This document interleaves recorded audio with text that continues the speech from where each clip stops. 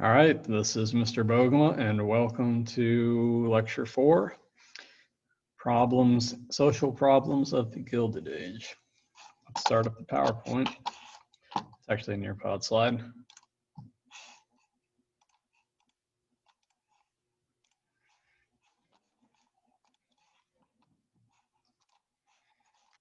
Full screen. So we're in Gilded Age, social issues. If you remember, our last lecture was on the Gilded Age, a time of industrialization, urbanization.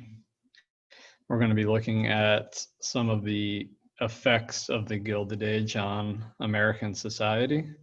So we're going to look at some big concepts, social Darwinism and the social gospel. We're going to look at some early civil rights leaders, Booker T. Washington and W.E.B. Du Bois. We're going to look at a farm movement called the Granger movement. And we're going to look at a political movement called Populism. And we're going to explain a big conflict in the late 1800s between farmers and the railroads. And we'll also look at an emerging conflict between the working class and the wealthy industrial class. So if you remember the previous lecture, we talked about how the United States was industrializing and our cities were growing as immigrants were coming into the United States for jobs. And the government kept that hands-off approach, that laissez-faire approach to governing the country. So it was the government was very small. It wasn't noticeable, and a lot of things just were allowed to kind of develop on their own, kind of evolve on their own. And there wasn't any government regulation or oversight of the economy or of society. And a lot of some Americans who are making large amounts of money building these businesses and becoming very rich, they began to believe that they were superior to others. And other wealthy Americans disagreed with this, and they wanted to use their wealth to help others. So we're going to look at two differences there.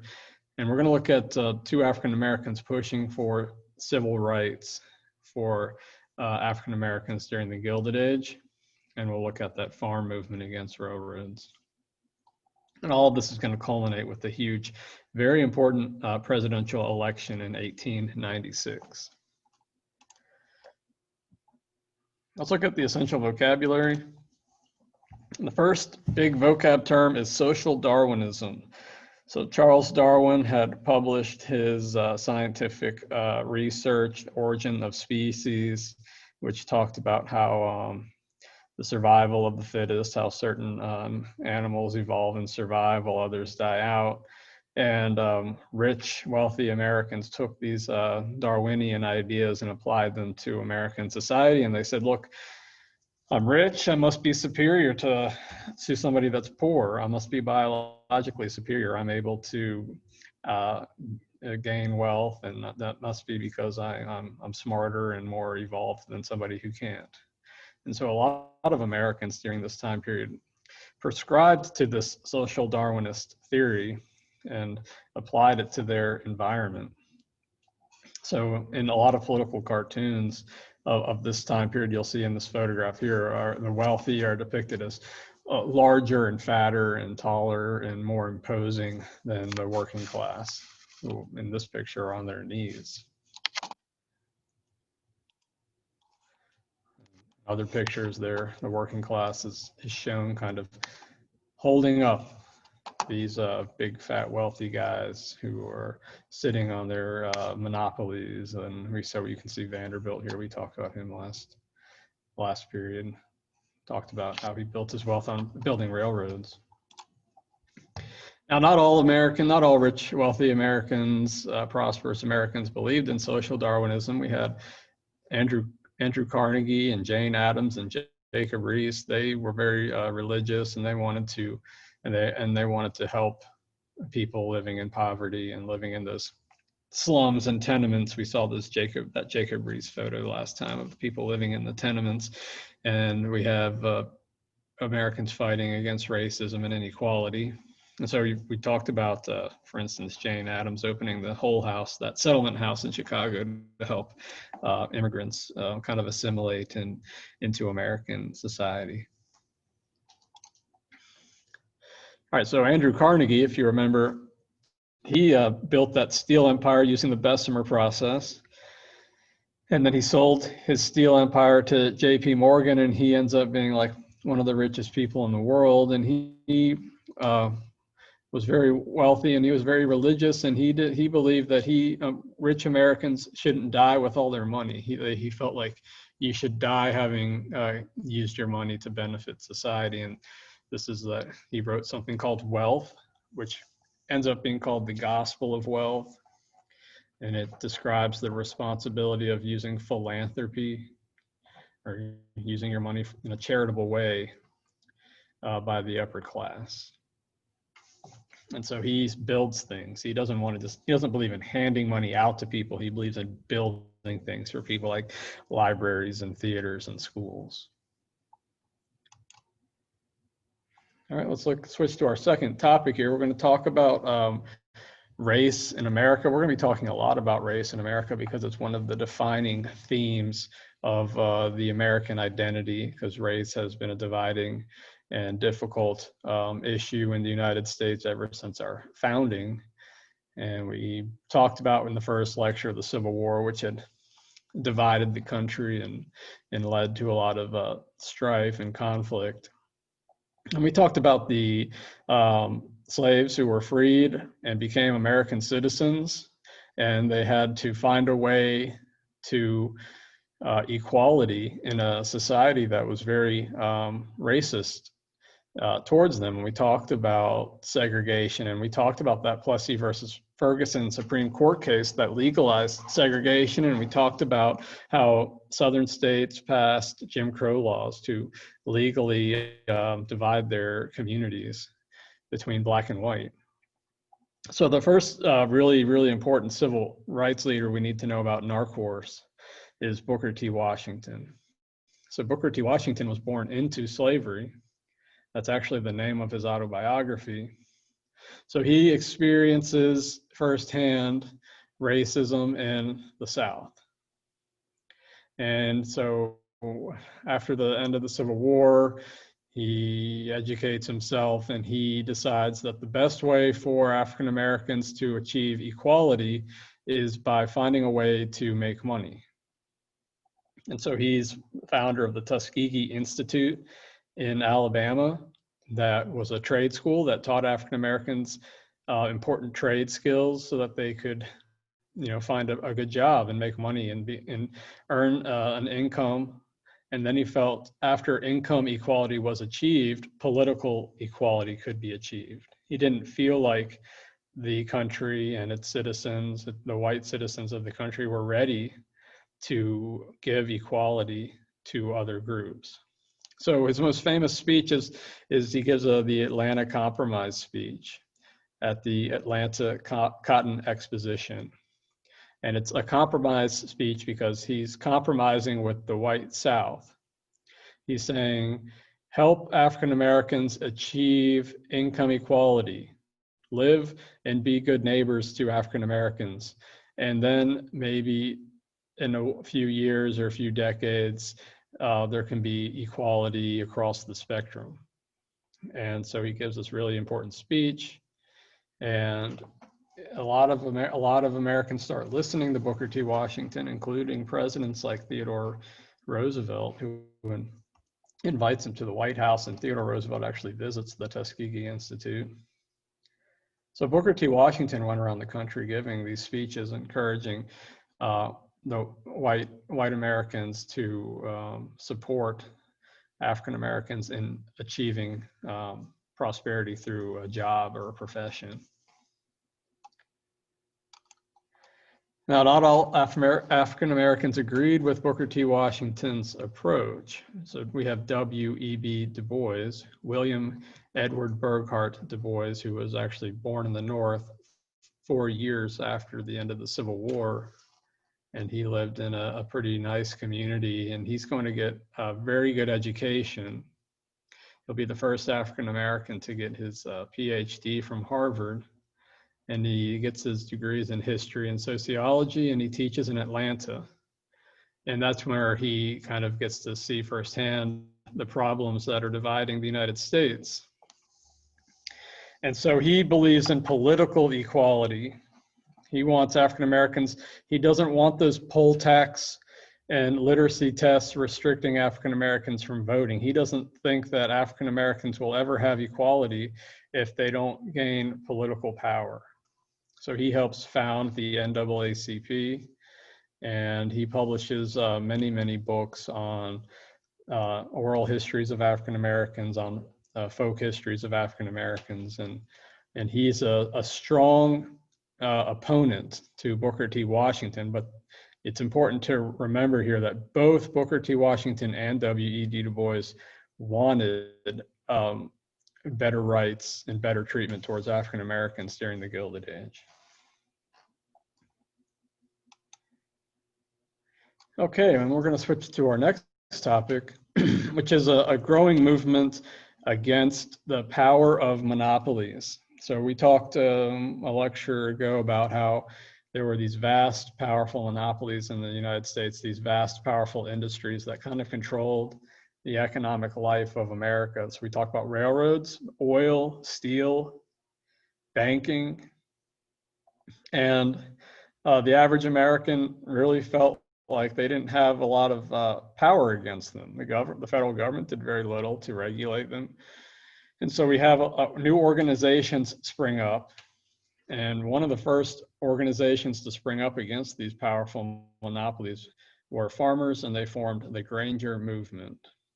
And they felt like the railroad companies were overcharging them to ship their goods to cities. And they really advocated the federal government to do more to regulate the railroads so that they don't abuse their power towards farmers.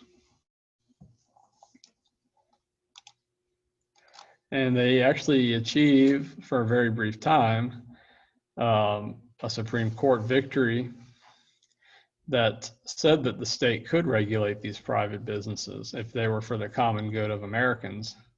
And in this case, it was regulating grain warehouses that were overcharging farmers. Farmers were saying, well, if these grain warehouses are going to overcharge us, we're not going to be able to supply food to, Americans in cities. And so the Supreme Court agreed and said, well, for the common good of Americans, we need to be able to regulate these private businesses, although eventually this Supreme Court case is going to be overturned. The Granger movement kind of feeds into a new kind of grassroots political movement called populism. And populism is a political party of common people, so farmers and workers. So a majority of Americans were farmers or they were in the working class. And they wanted to regulate these vast industries that were mistreating them. And they felt like the rich upper class had a stranglehold on money. And so there's this really, really complex debate in American society about money supply. So during this time period, whenever any money was printed, it had to be backed by gold. So it's called the gold standard. So if the government wanted to print more money, it had to go and buy gold and then store the gold. Because in theory, you could trade your money in for gold if you wanted to. So there wasn't a lot of money because it required a lot of gold to print money. So only the rich really had control over the money supply. So it was really hard for the working class and farmers to get money to pay their debt. And so one of the big issues of the populist movement was bimetallism. So bi means two, and they wanted money to be backed. They wanted the American dollar to be backed by gold and silver. So silver was less expensive, so the government could buy silver instead of gold, and then it could print more money. And then if there was more money available, farmers could pay off their debt because farmers had been buying land and equipment, and it was expensive to ship things because we talked about the railroad companies. They needed to gain and have more money to pay off these debts. And for the working class, they supported this idea because then they were hoping that they would get paid more. Now, this is going to upset the establishment of very wealthy and powerful, the very wealthy and powerful industrial class. So this leads to one of the most important elections in American history. It's the election of 1896. And we have this gentleman here, William Jennings Bryan, out of Nebraska. So that's a farming state. So he was a populist. And he decides that he's going to run for president as a Democrat for the 1896 election. And he shows up at the convention in Chicago, and he gives this very powerful speech. And you're going to be reading a little bit of this speech in one of your station activities later in this lesson. And it's called the Cross of Gold speech. And he talks about how the industrial class, so William Jennings Bryan was very religious, so he used a lot of Christian symbolism in his speeches. So he talked about how the wealthy industrial class, they were crucifying the American working class, the American farmers, on a cross of gold. And he's talking about how the wealthy industrial class only supported the gold standard. They didn't want a silver standard. So there's a really big, interesting story about the election of 1896. The Republican Party, the party that supported industrialization of the United States, and they were backed by a lot of very powerful industrialists, they pick William McKinley, governor of Ohio, as their presidential candidate. And they all donate a whole bunch of money to him, and his campaign's run by somebody named Mark Hanna. And they spend a whole like $2.5 million, which was a lot of money during this time period, to run a campaign against William Jennings Bryan. So they run a lot of newspaper articles, and they have a bunch of editorials published in newspapers attacking Bryan. Well, Bryan doesn't have a lot of money. He's backed by the working class and farmers, and there's not a lot of money backing him. So what does William Jennings Bryan do? He gets on a train, and he travels around the country on a train giving speeches out of the back car of it. So a train would pull up to a city, he'd go to the last train car, he'd step out and deliver a speech to the crowds that would show up to listen. And William McKinley didn't even leave his house. So during this time period, a lot of candidates ran front porch campaigns, and McKinley would go out on his front porch and meet crowds of people who would come to hear him give speeches. And he felt like he could do that front porch campaign because he had all this money backing him, and he was running all these advertisements attacking William Jennings Bryan and saying if Bryant wins, all the industrialists are going to fire their workers, and there won't be any more industrial jobs because of William Jennings Bryan's economic policies, and his belief in bimetallism is going to destroy the country. So it's this big election, and William Jennings Bryan gets, I think, like 46% of the popular vote. And I think in this election, 90% of the American voting age public voted. So we have a huge turnout for this election. But in the end, William McKinley narrowly defeats Bryan, and William McKinley is going to become president of the United States. And we're going to talk a lot about William McKinley in later lectures. So that concludes the key words and all the vocab. Let's look at our timeline. So we have 1867 is the Granger movement. That's when it starts. That's 2 years before the completion of the Transcontinental Railroad. So we have railroads all over the country. They're very powerful. They have these shipping monopolies. So we have this Granger movement start. 1876 is that Supreme Court case saying that these grain warehouses can't overcharge farmers. 1889 is when Carnegie gives his Gospel of Wealth speech. In 1892, we have the Populist Party. I forgot to mention this, but in 1893, there's a huge economic depression. And there's a lot of people that are out of work and a lot of people struggling. And that's one of the reasons why William Jennings Bryan is such a popular figure during this time period, because he supports the working man. I forgot to mention that previously. 1895, 1 year before the 1896 election, Booker T. Washington's going to deliver his Atlanta Compromise speech, and then the following year's the election. And then 1909 is the formation of the NAACP, and we're going to talk quite a bit about the NAACP as well in here. So this is some good context and foundational information for the class. And what's continuing, what's changing? So we're still going to have industrialization is still continuing. Remember, we're pushing forward to be the #1 industrial nation in the world. We have the vast urbanization of America, especially in the North and the Midwest. We're still talking about assimilation, and remember, African Americans and other minority groups are still being disenfranchised. Their rights are being prevented by the ruling class in society during this time period. What's changing? We're talking a little bit about some regulation, railroad regulation. African Americans are pushing for civil rights, although they always have been, but we have more prominent speakers and we have more people listening to them. And we're going to talk about, we talked about farmers uniting, and we talked about this philanthropy. And a lot of this is going to push into our next 2 lectures where we're going to talk about the progressive age. So that's what we have for you for this week. That's all the information, kind of the groundwork for what you're going to be working on for this unit, which is social problems of the Gilded Age. And I'll see you next time.